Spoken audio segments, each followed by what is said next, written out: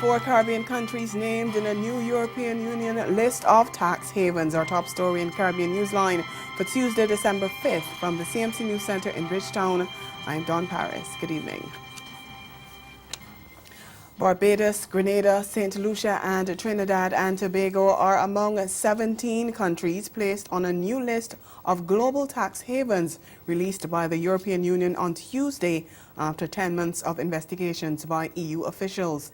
EU finance ministers meeting in Brussels said the countries on the blacklist were not doing enough to crack down on offshore avoidance schemes. Potential sanctions that could be enforced on countries on the list are expected to be agreed to in the coming weeks. But the EU said that as a first step, a letter will be sent to all jurisdictions on the list explaining the decision and what they can do to be delisted. The list excludes a number of British overseas territories, such as the Cayman Islands and Bermuda, that were on a previous EU blacklist from June 2015. Complaints about the methodology of that list saw it being scrapped and replaced with this new register. And this register was drafted by the European Council's Code of Conduct Group, which is comprised of finance ministers from EU member states. A country's inclusion on the list is based on whether it gives preferential treatment to companies that enable them to move profits to avoid charges. Another 47 countries have also been included in a grey list of countries that are not compliant with EU tax standards but have committed to changing their rules. And Bermuda is elated it's not on the blacklist, with Premier David Burt saying it reaffirms the country's status as a cooperative tax jurisdiction.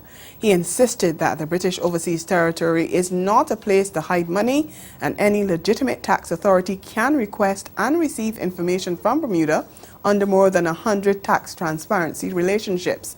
Bermuda has been identified as a jurisdiction which introduced substance requirements, but it is also among 47 jurisdictions warned to take extra steps to head off corporate tax avoidance.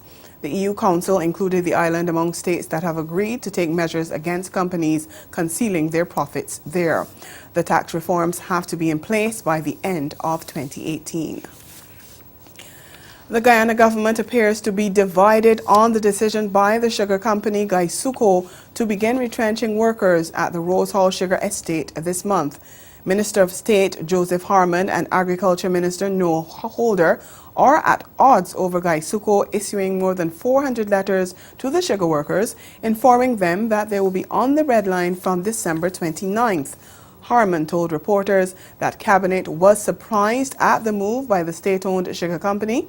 He said while there were plans to discontinue production at some estates, Cabinet was caught off guard when it found out about the retrenchment of the workers through the media.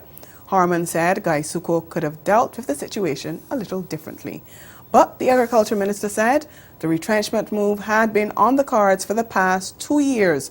Holder insisted that Gaisuco had no other option, and he questioned whether it was really the Cabinet or just Harmon who was surprised at the move. Harmon said the matter is likely to be discussed at the next meeting of Cabinet.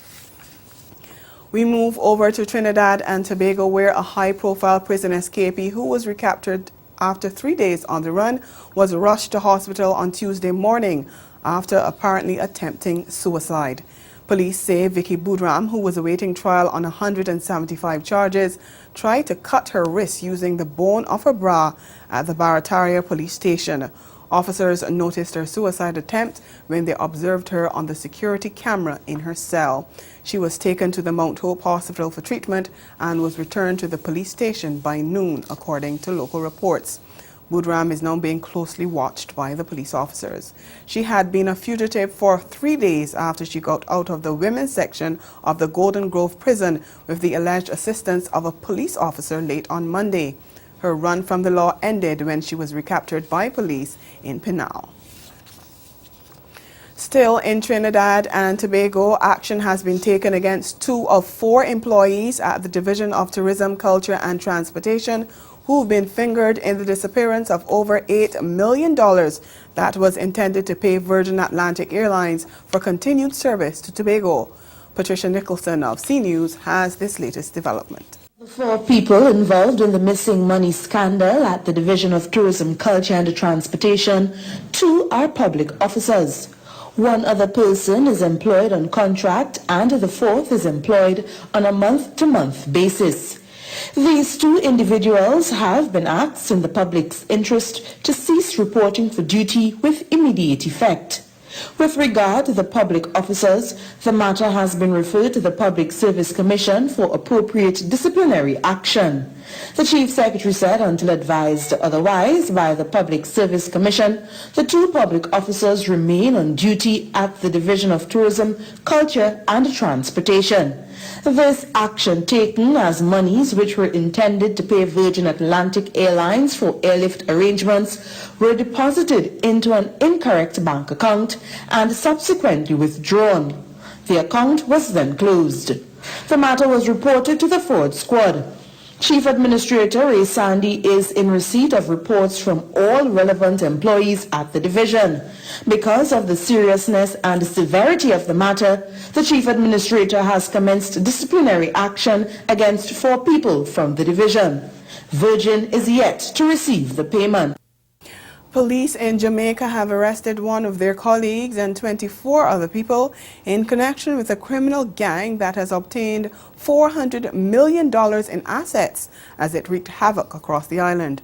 The Counterterrorism and Organized Crime Investigation Branch, CTOC, said it has dismantled the Uchench gang led by a 27-year-old man, Uchench Wilson. TVJ's Andrea Chisholm has the details. You name it, the Uchench gang has done it. Murders, shootings, robberies, rape in 7 parishes: St. Catherine, St. Andrew, St. Mary, St. Anne, Trelawney, Clarendon and Manchester. Obtaining 17 motor vehicles, including coaster and minibuses, 15 firearms, some of which were licensed. Several household appliances estimated to be over $400 million. Assistant Commissioner of Police Fitz Bailey says the gang dates back to 2016 and is very organized, using tactics like that of a legitimate company, such as division of labor, assigning people to scout victims, cut a grill, drive the getaway vehicle, and even to shoot an individual. In some instances, the victims are identified and selected by members of the gang who have been employees of some of the victims. They would stage their activities to incorporate inflicting minor injuries to their cronies during the robbery to avoid being linked to the crime. The proceeds of which will be shared among themselves, with the bigger portion going to the planner. And when they do steal a motor vehicle, for example, it's scrapped. They worked with a particular company, and I will not name it at this time, and significant portion of the stolen items were actually routed through that company and disposed of. But since May 2017, the police have been hot on their trail, identifying 40 gang members. We have 25 now in custody, arrested, and will be charged. That among those who were taken into custody were 3 females and 1 member of the JCF. The Office of the Director of Public Prosecutions is working with the police to also charge them under the anti-gang law. The Jamaica government has embarked on a project aimed at the rehabilitation and redemption of people incarcerated in the island's penal institutions. State Minister for National Security Pernell Charles Jr. said meetings are being held with various stakeholders to build awareness, address concerns, and encourage buy-in for the ministry's plans. The objective is to reduce reoffending, which is a pillar of the National Crime Reduction Strategy. Charles Jr. said that engaging stakeholders in crafting policy ensures broad consensus on planned initiatives and that the public's concerns and values are reflected. Coming up in Caribbean Newsline, another Eastern Caribbean country to introduce a sex offender registry. We'll be right back. Welcome to the gem of the Caribbean, Antigua and Barbuda. A warm welcome awaits you at our state-of-the-art VC Bird International Airport. I must say that Antigua is in wonderful shape. 5 minutes off the boat and we're already in paradise. Antigua was not that damaged by the storm as much as Barbuda was. The hotels are still open, the beaches are still clean, and the people are still friendly. With Antigua, it's the people that really await you. Hurricane Irma may have hit a little bit, but you can't even tell that it was ever here. The beach is wonderful. I'm having a great time. Everything is just as we remember. No storm damage. We're here and we're open. And we're better than ever. I do a lot of destination weddings, and I see weddings that could happen here, and they would be in love with it. I can't say enough about how in love with Antigua I am. It is one nation, two islands, and I'm loving it.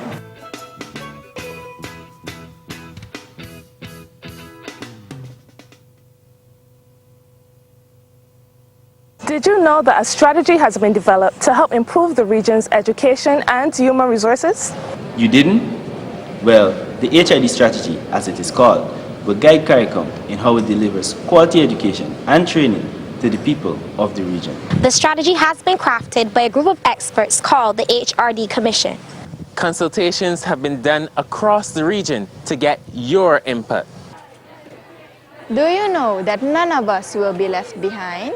The HRD strategy is important to all of us, students, parents, and employers. It will prepare the region, especially the youth, for the 21st century economy and society. The HRD strategy, unlocking Caribbean human potential.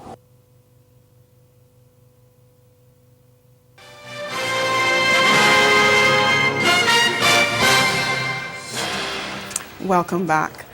The St. Lucia government has announced plans to establish a national sex offender registry.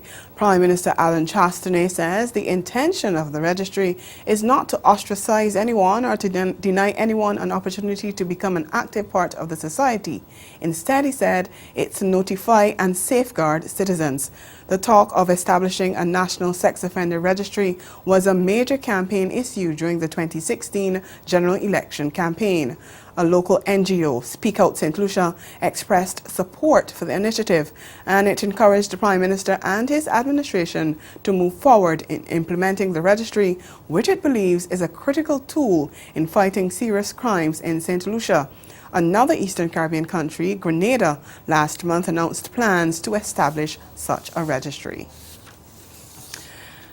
Over in Grenada, a candidate with the ruling New National Party, the NNP, says she intends to file a lawsuit against a member of the main opposition who she claimed had slandered her in a Facebook post. Delma Thomas told a public meeting that her opponent, National Democratic Congress candidate Philip Alexander, had slandered her during a party meeting that was also carried live on Facebook. Thomas is contesting the St. Andrew Northwest constituency in the next general election scheduled for next year. Just recently, my opponent, Mr. Philip Alexander, was on the platform in Moncton, and he claimed, I want you to listen, he claimed that the government of Grenada gives me $10,500 every month. He multiplied that by 12 and he got the amount to 100 plus. He said I'm in government for 4+ years, so which means I collected from government coffers more than $500,000. This is not politics. This is slander, and this is my good name. So brothers and sisters, I want you to know tonight, I am declaring to you tonight that my lawyer will be addressing Mr. Philip Alexander. I have 5 children and a good name to protect. I do not have anything. I do not have money, and I do not have, all that I have is my name. And therefore you would agree that I have no choice but to protect my good name. Meanwhile, the NDC's political leader Nazim Burke says the party is not yet in a position to comment on this development. I have not heard that myself. I have not heard the statements that were made by Mr. Philip Alexander. I don't know what are the allegations that Minister Thomas is making. And I would not wish to comment on something that I really don't know about. So I think we have to await the actions of the minister before any comments can be made. And I'm sure that if she takes any legal action, then Mr. Alexander will have to defend himself. If she takes action against the party will have to defend itself. That would mean that, of course, the matter will then be on the legal consideration, and we would not want to be mouthing off at a time when matters are before the court. So this is something that I think we would handle very carefully and not be too eager to make statements on this time. A Jamaican attorney whose recent appointment to the Court of Appeal in Belize created much controversy has resigned. Justice of Appeal Franz Park sent a letter to the Governor General in which he tendered his resignation with immediate effect. The Office of the Prime Minister said late on Monday that it was informed Justice Park made his decision in order to spare the court any exposure that a trial on the issue of his tenure would create. In October, a row developed in Belize regarding the Prime Minister selecting the Jamaican attorney to serve on the Court of Appeal. Park's selection was met with opposition because of questions regarding his qualifications as well as his past. It was claimed that he had not practiced law in the Caribbean since 1980, having been an attorney in the U.S. for more than 2 decades. Prime Minister Dean Barrow, who is a former law school classmate of Park's, had dismissed concerns raised by the Bar Association regarding the appointment. Following the judge's resignation, though, the opposition People's United Party said it was grateful that in the end, Park demonstrated the moral fortitude, respect and regard for the court and the country, which Prime Minister Barrow did not. The opposition party, with support from the Bar Association, the Chamber of Commerce, unions and other stakeholders, had filed a legal challenge to Park's appointment that was scheduled for hearing next Monday, December 11th. Ahead in Newsline Sport, the West Indies captain suspended for 1 test match by the ICC. We'll explain why after the break. Stay with us.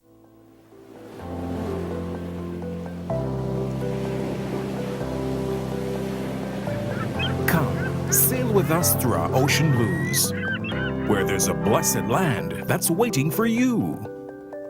Shh, look, listen, feel. Realize your dream escape that's magically surreal. The best kept secret, a place you'll never forget, where adventure beckons with every gentle footstep. From lush mountain green to warm volcanic sand, submerged in splendor, our 32 enchanting islands. A kaleidoscope of experiences. No need to look anymore. St. Vincent and the Grenadines, the Caribbean you're looking for.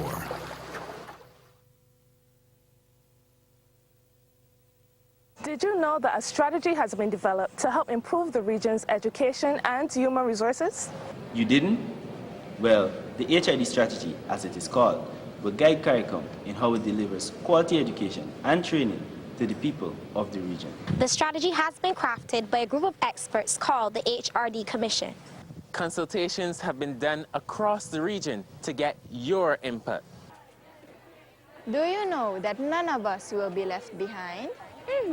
The HRD strategy is important to all of us, students, parents, and employers.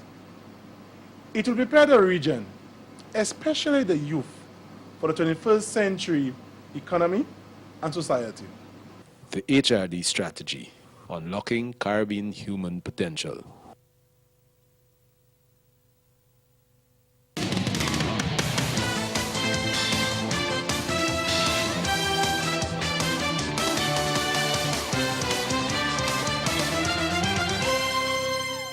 West Indies captain Jason Holder will take no part in the second test against New Zealand starting Saturday after he was suspended by the International Cricket Council for his team's second minor over-rate offence. The suspension will be just for one test. The ICC announced on Tuesday that the suspension comes as the Caribbean side was hit with a slow over-rate penalty after being adjudged to be 3 overs short of their target during the opening test, which they lost on Monday by an innings and 67 runs in 4 days. Players are fined 10% of their match fees for every over their side fails to bowl in the allotted time, and the captain is fined double the amount. So while the players were fined 30% of their match fee, Holder was hit with a 60% fine. The 26-year-old all-rounder also had a similar offence during the opening test against Pakistan in Jamaica in April. The latest offence amounted to his second minor rate offence in a test within a 12-month period and resulted in his suspension. Meanwhile, veteran left-arm spinner Nikita Miller and all-rounder Riyad Emrit are the two surprises in the West Indies limited overs squad announced early Tuesday for the tour of New Zealand. The 35-year-old Miller has been named in the one-day squad, while 36-year-old Emrit has been included in the 2020 unit. Miller has played a single test and 46 ODIs, but has not played international cricket since the 2015 World Cup in Australia and New Zealand. Emrit, a powerful lower-order batsman and intelligent seamer, played a pair of ODIs 10 years ago, but has yet to represent the Windies in a T20. Windies face New Zealand in 3 ODIs and 3 T20Is from December 20th to January 3rd. Switching sports now, more accolades have been pouring in for Jamaica's most decorated athlete, Usain Bolt, the 19-time Olympic and world champ, who only this year announced his retirement from the sport, was honored with some more memorabilia, this time in the form of a statue. TVJ's Kanon Raynor was at the unveiling ceremony over the weekend, which was attended by Prime Minister Andrew Holness and other members of Cabinet and President of the North American, Central American and Caribbean Athletics Association, Victor Lopez. The statue unveiled by Prime Minister Andrew Holness shortly before 8 p.m. on Sunday comes 15 years after Bolt announced himself to the world as a sprint prodigy while winning the 200 meters gold at the 2002 World Junior Championships inside the National Stadium. In the ensuing decade and a half, Bolt has become the most famous sprinter globally, backed by 8 Olympic gold, 11 World Championship gold, along with world records in the 100 meters at 9.58, the 200 at 19.19, and the 4x100 meters relay at 36.84 seconds, shared with Nesta Carter, Michael Frater, and Johan Blake. Bolt says the statue done by Basil Watson makes it all worth it. The losses, the injuries, everything that I went through, right now it makes it all worth it, you know what I mean? So it's a wonderful feeling to look back and see what your career has brought you, you understand? So I'm very happy and very proud of myself, you know what I mean, for the work, and it's just a good time and I'm in a good place, so I'm happy about that. Artist Basil Watson was pleased that Bolt and his team approved of the final product. I met with Usain earlier in the year, and Usain, I felt assured that I could capture him and that the energy was there. So when he was pleased tonight, it was an affirmation of what I expected. I was very pleased. A lot of weight off my shoulder, I must admit.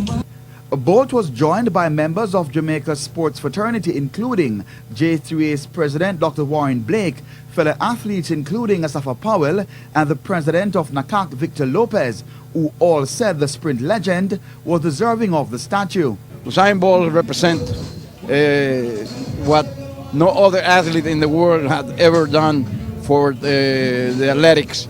And he was great in the athletic field, in the track.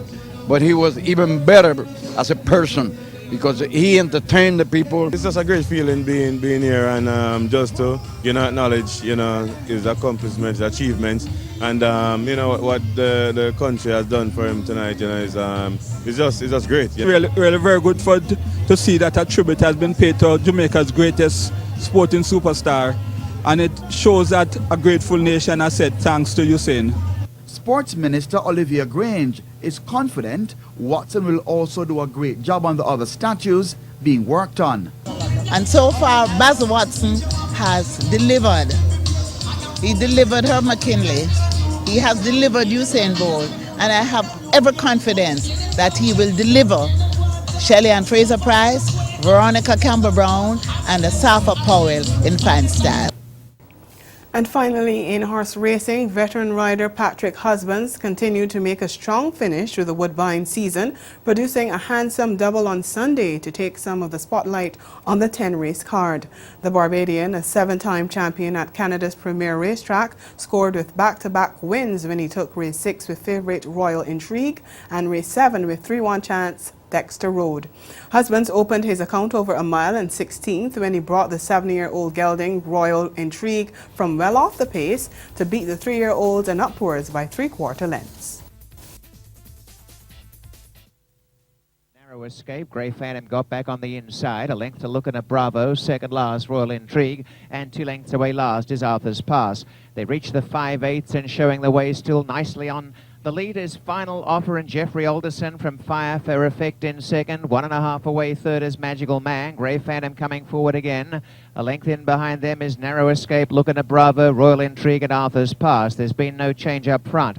Out in the lead, Final Offer and Fire for Effect. And Fire for Effect getting to work on this leader. Final Offer tested now by Fire for Effect. Grey Phantom's on the inside sharing third spot. And as they come down towards the 5/16, Magical Man sent up to third as Grey Phantom looks for room the centre, and taking over is Fire for Effect. Running home around the outside, Narrow Escape. Royal Intrigue starts a run, and Arthur's Pass from last is set alight. Top of the lane, Fire for Effect turns a length in front. Right down the outside, Royal Intrigue and Arthur's Pass are working home. Fire for Effect tapped up, and Arthur's Pass, a big chance. Royal Intrigue the centre, and they're coming. Grey Phantom's the inside. Royal Intrigue has got the lead narrowly. Out wide Arthur's Pass, and Royal Intrigue has got the job done. Royal Intrigue is first. Arthur's Pass may have just got second from Fire for Effect. Then Grey Phantom and Looking at Bravo, 143.78. Well, with the double, Husbands moved to 123 wins from 603 rides for the season, which wraps up next weekend. He sits fourth in the standings, which are topped by 2-time reigning champion Eurico Rosa da Silva on 196 wins. 3-time former champion Luis Contreras is second on 163, while Rafael Hernandez is third on 151 wins. And that's the sport. We'll be right back.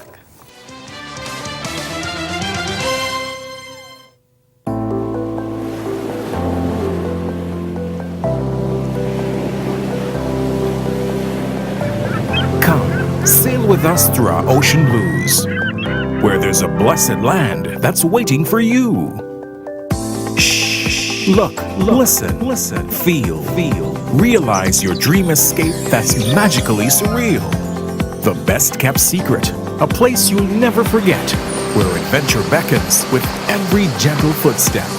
From lush mountain green to warm volcanic sand, submerged in splendor, our 32 enchanting islands. A kaleidoscope of experiences. No need to look anymore. St. Vincent and the Grenadines, the Caribbean you're looking for. In a place where legends start, the beach is just the beginning. So live a little for the exhilaration and the color of every moment, where time is and life is a spirited event. Immerse yourself in the culture, the music, the people, the island. Love Antigua and Barbuda. Embrace an experience that leaves you breathless, from cricket to sailing week to carnival and more. Antigua and Barbuda, the beach is just the beginning.